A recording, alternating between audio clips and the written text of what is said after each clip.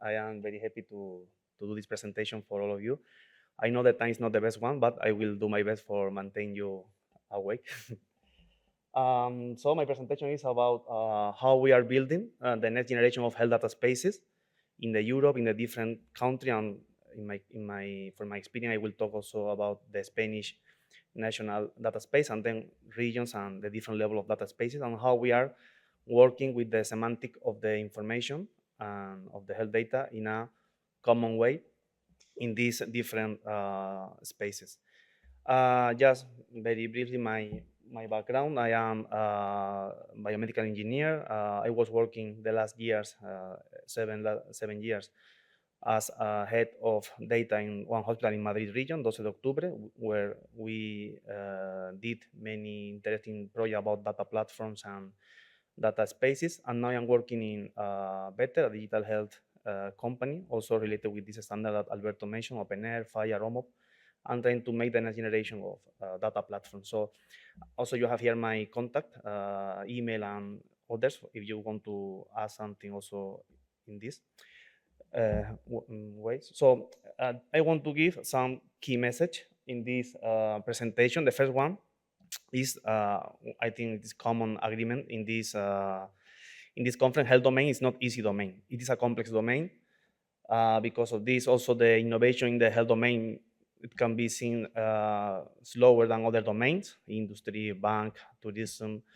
But health domain is complex. It's complex, and also the data is critical. And one wrong managing in the semantic of the data, it can have serious consequences. So it is complex, critical, also multidisciplinary. Health domain is not just one domain; it is a domain of domains, and also it's constantly changing a scenario. We saw the corona pandemic 5 years ago. Everything changed, new disease, new, we need to collect new data, we need to manage the patient in a different way. So it is not easy domain, but the good thing is that we are super smart, so we are solving this. So health domain, I said before, it is a domain of domains. It is not just one single domain. It is one very nice picture that we use for show how is the clinical process in a very simple way. And we can see the one of the obvious domains, the observation that the patient report, or even one clinical diagnostic text report about the patient. It can be vital sign, anthropometry data, laboratory, or I said also habits of the patient, prompts. It is one domain. But also we have evaluation, of course, diagnostic, health history, health issues. It is also related with observation, because observation, when you inference this data, human or algorithm, then you can do one evaluation. Also with this evaluation, you can order instruction on the patient, prescription, nursing orders, new tests if you don't find the right evaluation, etc. And then you have also actions that you perform direct on the patient, like administrate one medication or do one procedure. And then this cycle is always until the patient hopefully improve their condition. Also, we have administrative data like appointment, location, movement inside of the hospital, episode, etc. So why I show this is because health domain is a domain of domains, and this every single domain is lead or is oriented to different also profiles, multidisciplinary profiles, clinical medical doctors, nurse, laboratory technicians, pharmacists. So it is not simple scenario. And also, if we go to one of the domains, just as an example, for example, to the diagnostics domain, we also have inside of this domain different challenge about how we manage the semantic of the data. We can, if we take one database, one EHR database or one research database, it doesn't matter. We can see diabetes mellitus type 2, one code, Sonoma CT, for example, that represent this data.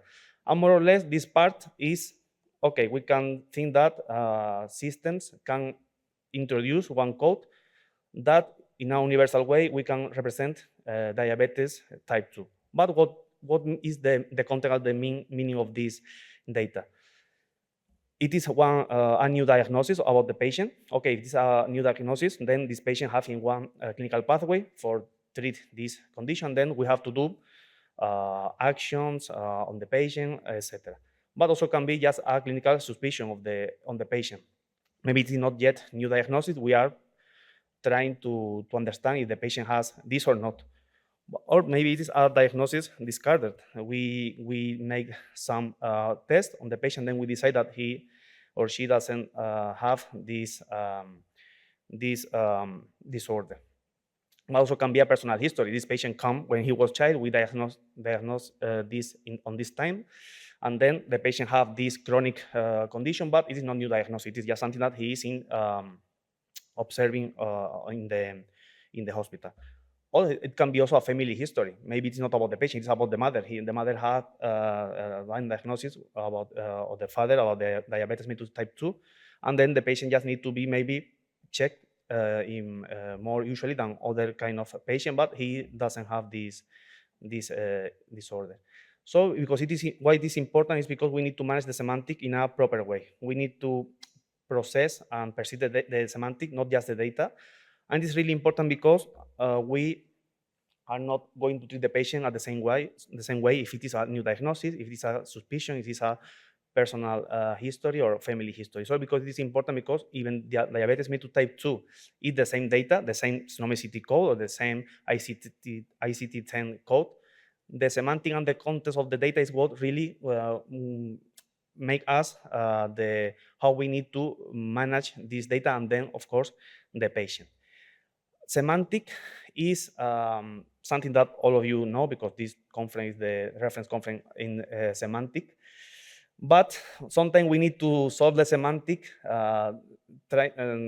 thinking that semantic is put the same common data model in all the regions, all the countries, all the hospitals. It is not true. Maybe 5, 10 years ago, the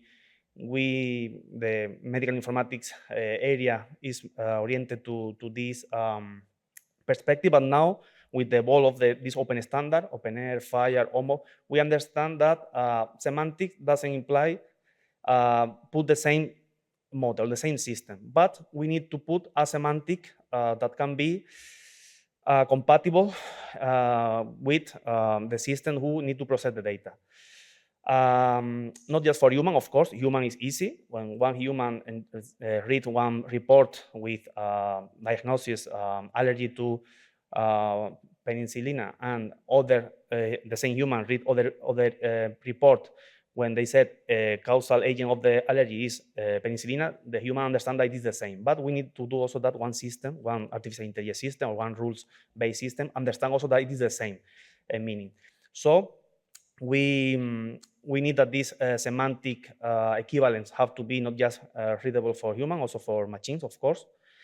And it is essentially, we really want to provide service to the patient, to the professional, for solve the new challenge that the society and this century is giving us in the health domain. The first one is semantic interoperability. It is maybe the one that we are working the last 10, 15 years. So we are more or less good on this. In Spain, we have also many regions, so we work so much in a kind of semantic interoperability. But of course, we need to be able to exchange the data with full meaning, with full context. And when we put the data out of our scenario and then others receive this data, this other hospital or other project need to process the data and understand the same that my medical doctor tried to write when he introduced the data first time in the system. Where service we can provide with the semantic interoperability? Many of them. For example, exchange data between primary care and hospital, create the patient summary around the European Union, send information to one European health data consortium for research. And this more or less, okay, we solve, but we need, of course, continue improving. But others challenge, we are now in the time that we really need to understand how we can solve this. For example, semantic inference. Semantic inference means that you have information with a full semantic, and then you can apply performance of this information, one process based on current clinical knowledge, like one ontology, rules, etc. And then you can produce new information as an output that is not obvious in the original information, or even you can also generate new knowledge. We need for this, it is not just exchange data, it is also persist the data with full semantic. And now in this part, we are not equal of quality when I said before that in the exchange we are good, but we are working on this also. When we need this semantic inference, for example, to clinical complication alerts, drug interaction alerts, clinical pathway suggestion, what I have to do with my patient if my system understands that she has new diagnosis of diabetes mellitus type 2. Okay, now you need to put one appointment with the specialist for check how is the level of glucose. This kind of suggestion is also very important. Now, even prediction in the COVID-19, we also leave this, which patient I have to see first. If I have in my ICU 50 patients, I need to choose which is the patient that if I don't see first, he will be more sick. Prioritization of patient, also in waiting list. This is also one challenge that we are now trying to solve with these new semantic platforms. And of course, the use of EHR for secondary uses. Not the EHR now, the health data, the healthcare data that is entering the healthcare process now is not just usable for healthcare, that is the primary use, but also for research, innovation, training. So we have many examples about where we need this reuse of EHR. For example, to build a standardized repository for observational studies, clinical trials, train and validate artificial intelligence, etc. This semantic inference and reuse of EHR sometimes need also interoperability, because maybe you don't have in the same system the data than the system that performs the inference or the reuse of data. Okay, no problem. But if we have interoperability, then we need more things. We need to have the data not just exchange with more or less complete meaning. Also, we need to persist the data and model the data with complete meaningful. And it is what we call, say, the semantic binding. Semantic binding is, okay, we have the data. We link this data to terminologies. SNOMED-CT, HPO, also can be ontology. Sometimes classification are not the best for this, because classification like ICT-9, ICT-10 are not super granular, so it's better to use SNOMED-CT, for example. And in this, what we forget sometimes is that, okay, we more or less, our system, our current information system, try to do this right side binding, more or less, okay, with some quality. But the other part sometimes forget. This left side, what is the real meaning of the concept, not just the value. The value, okay, is the diabetes mellitus type 2, and the code SNOMED-CT is 44054. Okay, but what mean this data? We need also to give one code for the concept, for the new diagnosis. Okay, then the SNOMED-CT code is 439, or maybe it's not new diagnosis, it is family history diagnosis. Okay, no problem. You need to put also one data that represent in a universal way the meaning of the concept. So now we are working with this challenge. We don't have actually information system in the hospital and in the region that manage this in a proper way, but we have a standard that do this. Like I will talk now about this, OpenAir, FHIR, OMOP. So we need to solve these needs about semantic representation in a common way. If we make the semantic based on our local semantic, if we develop one algorithm, AI algorithm, for example, based on our local semantic model, it is algorithm just for us. We cannot do extend, we cannot do transport this algorithm to others. So we need to make this semantic representation in a common way. How? With the standards. Problem is that our information system that we have now in the organization are too old. They are 20 years ago information systems. This system were developed with this change from paper to computer. So they try to do what we did in the paper 20 years ago or 15 years ago in a computer. So they are very good for create a PDF, a report, a document, but they are not good performing, persisting the data for this new challenge. And when one hospital, one region, one technology provider said, no, we will make one new version that it's good in semantic. It is not true. Sometimes just they change the interface. They just say, no, it is new system, but the core of the system, the data layer of the system is the same. It's local model, it's proprietary model, it's not processable in a semantic way for all the different actors. what we try to do with the standard is really to change the house, change the building, and put a new building, efficiency, with new data structure that we really can persist and process the semantic in a completely way. So we can do this using standard informations, a standard for health information. Standard applied to many different areas. We have a standard for modeling and perceive the EHR. We have a standard for interoperability, for exchange. That is more or less what we work more in the last 10 years. We have also a standard for common data models for perceive data in a same database. We have also terminological and classification standard. We have many standards. The challenge is now how we use the standards and how we combine this standard in this new project and new platform.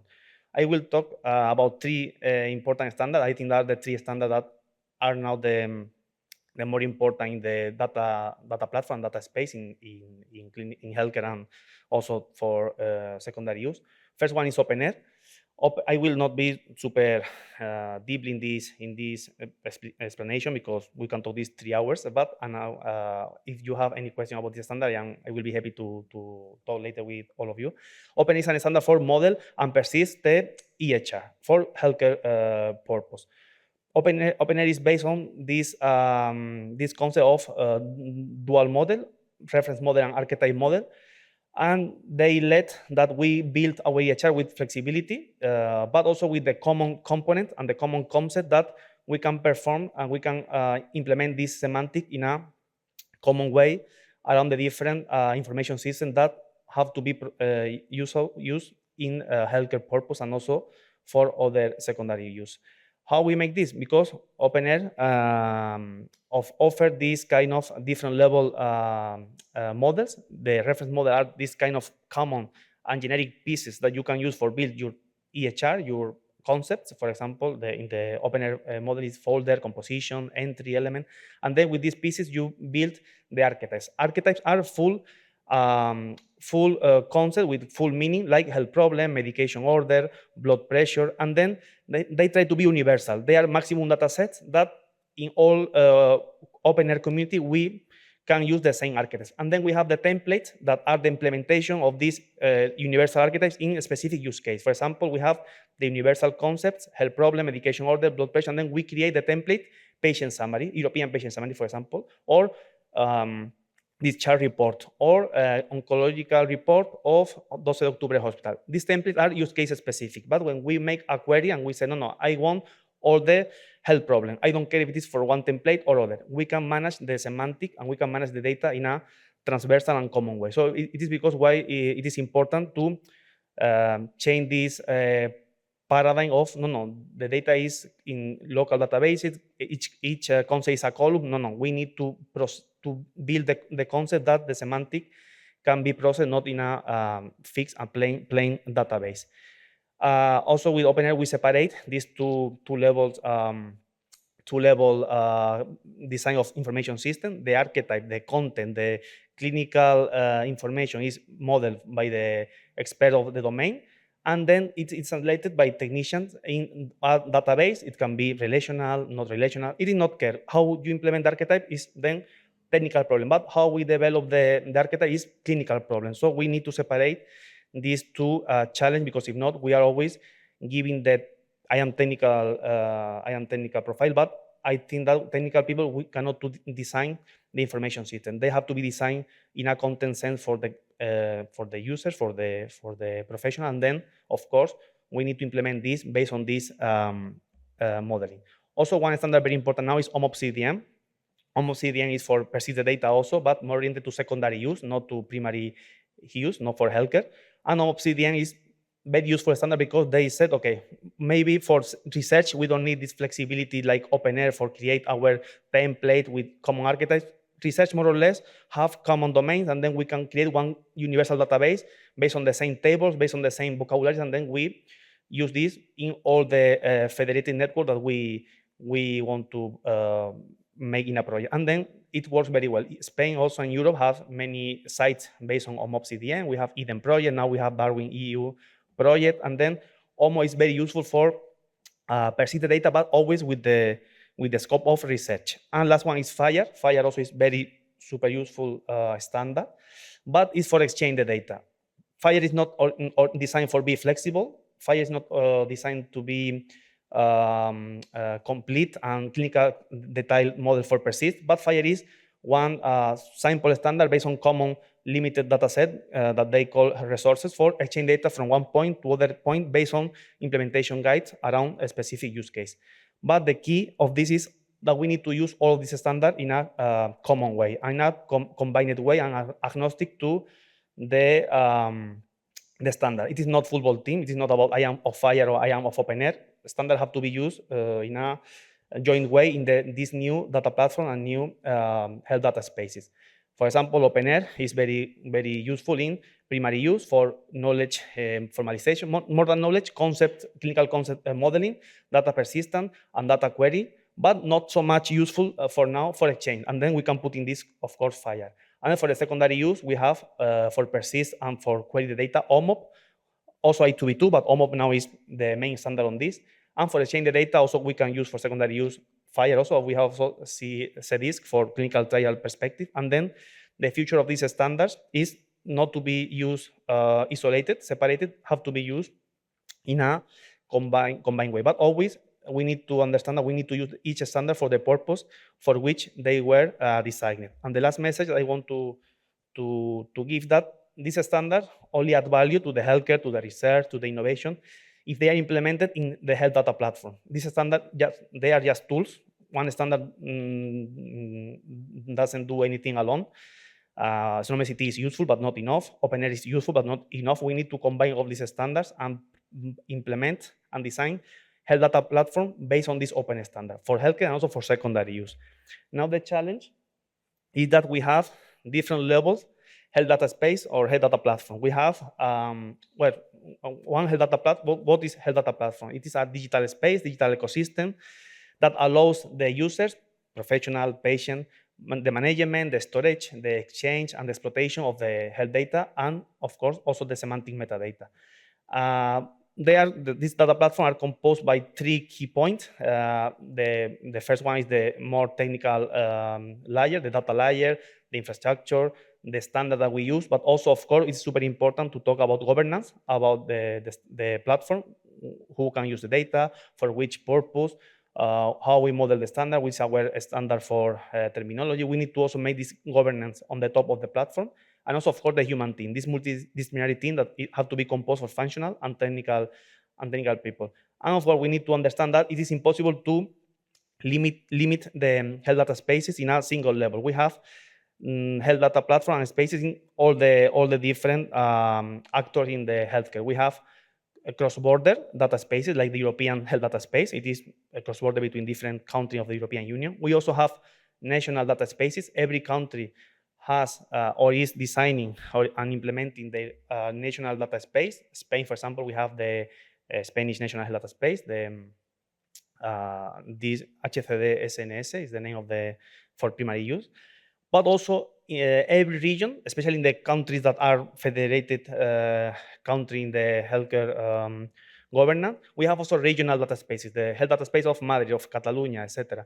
But even inside of one region, we have also hospital data spaces. Each hospital, especially the big hospital, university hospital, also have the powerful and the resources to create their own data space. But even if we go to hospitals in the big department, oncology, cardiology, hematology, because also they have resources, of course. Sometimes also we have this kind of departmental oriented data spaces and data platforms. So it is a problem. It is a complexity. It is true, but it is not a problem. We do a good semantic governance that have to be consistent between the different level of data spaces, and one lower level of data space must enable the requirement of the higher level. So if we design the data spaces, always understanding that we will need to provide data, or not just exchange, maybe also federation to the upper level, and the decision in semantic and standard are not are compatible between one level and the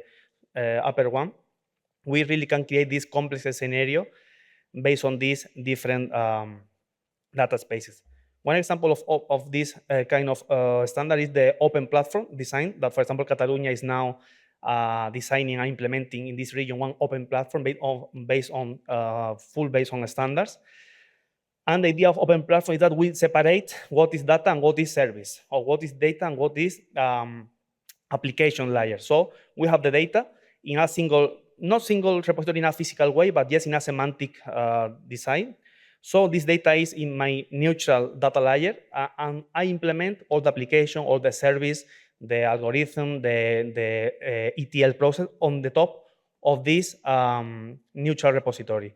The best standard for this is OpenAir because it's more complete, and it is for primary use, but also we can reuse the data for other purpose, and then we can transform to OMOP or implement a API based on Beacon, on Fire, or whatever.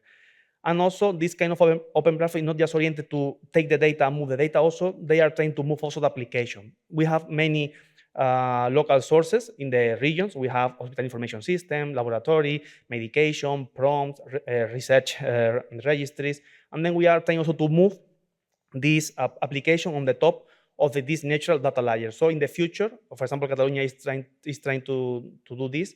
We will have less databases, and we will put the application direct based on API of OpenAir on the top of the repository. So for example, we can put the prompt application, then we can say, okay, we need to make one new project about genomic.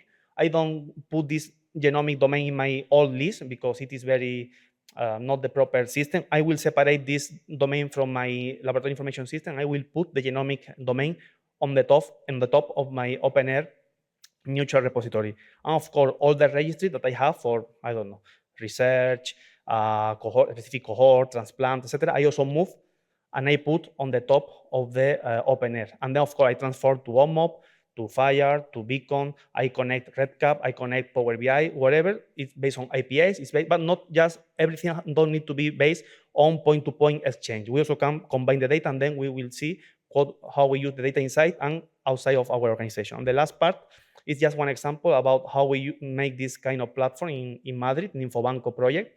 We created 2 years ago a platform in Madrid, in 12 de Octubre, and primary care of this region. This platform was fully based on open standards, and then we move all the local sources, data sources, to OpenAir format, and then from this OpenAir format, we transform the data to two kind of output format: interoperability, mainly Fire, and secondary use persistent, mainly OMOP and RedCap. And then with this, we implement a full scope of service to our researchers and our innovators in the hospital, also for the healthcare professional. But for example, you can see here this more secondary use or more data analytics or data exploitation service, what we connect to OpenAir and to the other format. We connect, for example, case report forms application like RedCap or others specific for projects like iTunes, for example. We also connect many real-world evidence networks direct to the Infobanco, like Eden. Now we are also in Darwin, Trinetics, all these academic studies.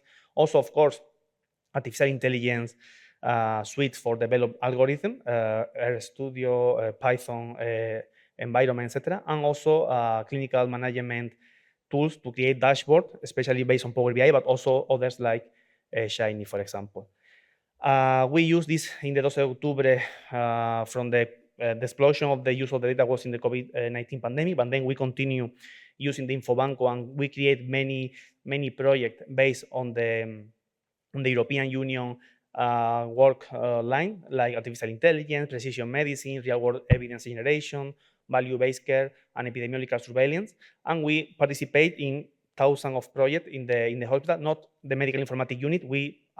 We are a service for the research and the clinical team, for they take this data from the Infobanco, from this open platform based on a standard, and then they put this data on the different projects, like, I don't know, you can see ISARIC for COVID-19, 4CE also from Harvard for COVID-19, iTunes, Trinetics International Network, many different projects that are without this kind of platform, it could be very hard for the hospital to participate in all of them.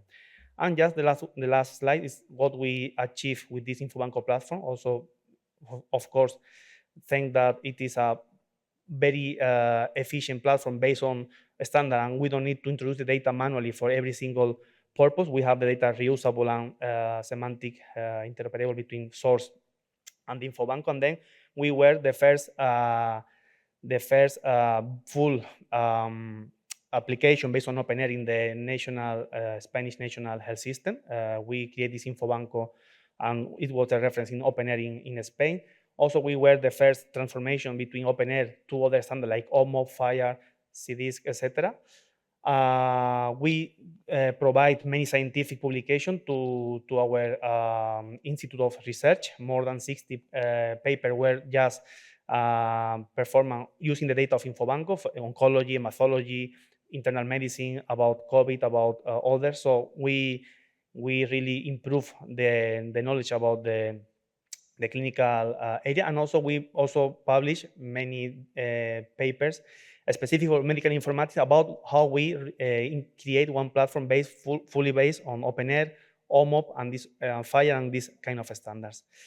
So, and also we participate in consortium like Darwin, like Eden, like 4CE, like ISARIC, etc. So yes, I show this because it is important that we understand that this effort or this investment in use the standards, take time to the data entry, work with the hospital, with the region to explain why if they just introduce free text and if they just take local databases is not enough, is because this kind of achievement. When you really have the data in a common way with full semantic, full context, then you can also participate in very high-level project in Spain, in the Europe, in the international level. So it is why I think that this is the future of the health data spaces, combine standards, combine OpenAir, combine with OMOP, with FHIR, with Beacon, and then create these next generation health data spaces. And it is all. Thank you so much for listening to me. And now I will be happy if we have time to answer any question that you have. Thank you so much. Thanks very much for your talk. I have a question about how can we take lessons that you've learned in Spain and transfer that to another country? What were the biggest challenges? Are the platforms for clinical data, patient dossier, whatever you call it, like ChipSoft and Epic, are they more getting in the way, or how can you work with them? Thank you so much for the question. It is a great question always. I think that we learn many things. Also, we learn from some fails. Also in the Infobanco, it was not perfect platform. We also developed things that then we said if we do again the Infobanco, we change the decision, and it is good. I think these learnings. What I think is most important, in my opinion, is the governance of the platform. How first we cannot design a platform if we don't think first for what we will use the platform. You can use for healthcare, you can use for secondary use, you can use for clinical trial, for observational studies, for artificial. If you don't decide first, you sit with your team in the hospital, in the region, you say, okay, what we want to achieve with the platform, it doesn't work if first we design something or we buy something and then we think what we will do with the platform. It's what we do in the last years, and then it is the problem. Then we buy something or we design something, and then we say, but this platform doesn't do what my clinical staff or my research staff want from the organization. So it is what we first, I think we did this well in the Infobanco. We first decide what we do with the data, and then we design the platform.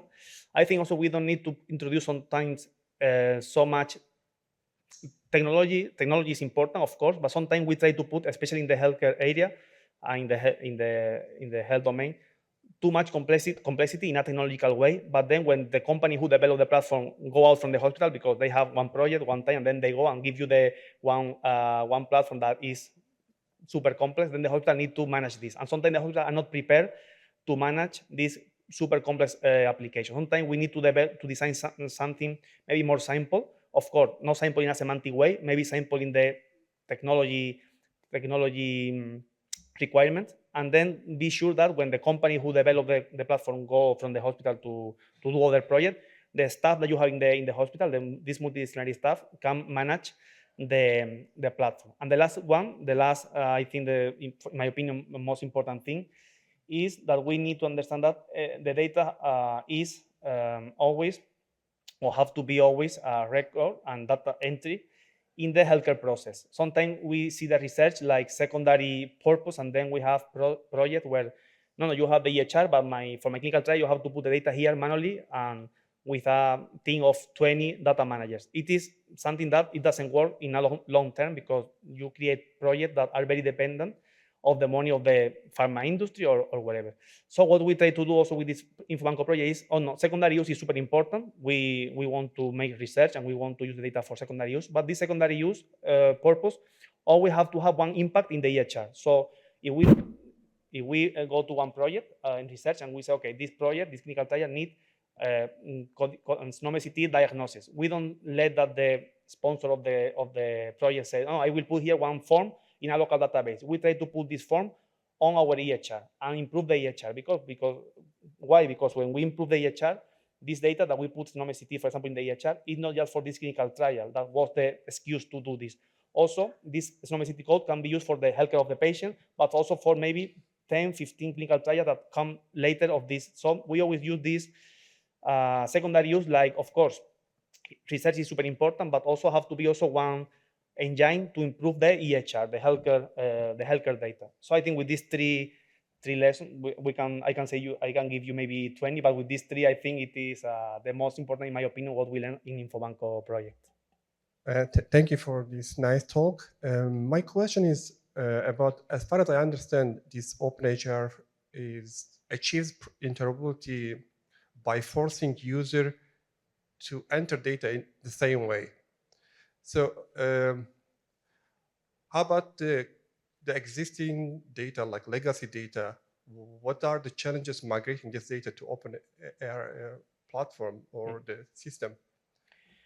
Actually, we have two ways to use OpenAir. The first way is the simple one, is we don't move the application, we just move the data. So we maintain the legacy system that they work more good, more bad, but they are working. And then we move the data in a common way, in a common repository for make on the top of this repository analytics tasks, or it is the easy way and the first way that the project that start with OpenAir do. Okay, we don't move the application now, we move the data. We make one real-time integration between our legacy to OpenAir and then let the EHR working, because if it fall down, the hospital collapse. But we move the data and then we make the research, the innovation, the artificial intelligence algorithm on the top of OpenAir. It is the first one.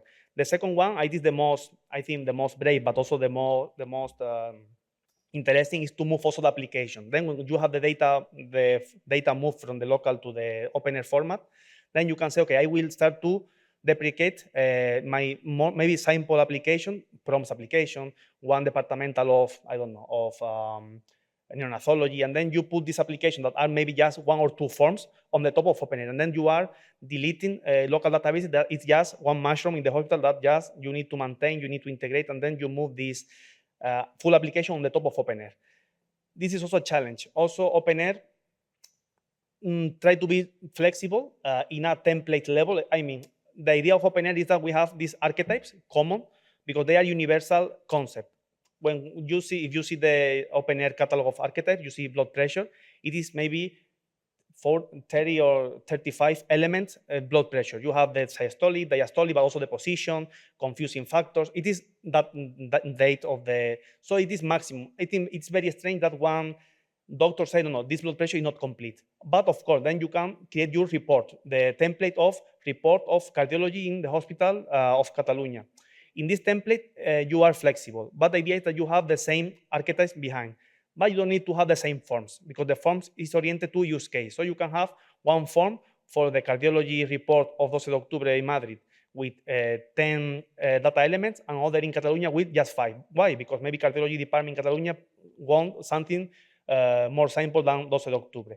But behind this template are the same archetypes. So when one third-party data consumer want to take the data and say, I want all the diagnostic for all the network. They don't, this other system don't query for template, for use case specific form. They query for the archetype, for the concept behind. So it is how OpenAir try to be at the same time flexible, but at the same time design a universal framework of concept, because if not, we are always reinventing the wheel. We say, okay, well, what is one prescription? Then we sit in the hospital and we decide what is a medical prescription. It is not sense. We know what is a medical prescription, but we need to design in the hospital what is our template of research report, for example. So it is how OpenAI works. Also, you want more information on OpenAI, it can send you thousands of documents, but the idea of OpenAI is to have common concepts in a clinical way, and then you are flexible to create your templates, and of course, create your forms, your application on the top of OpenAI.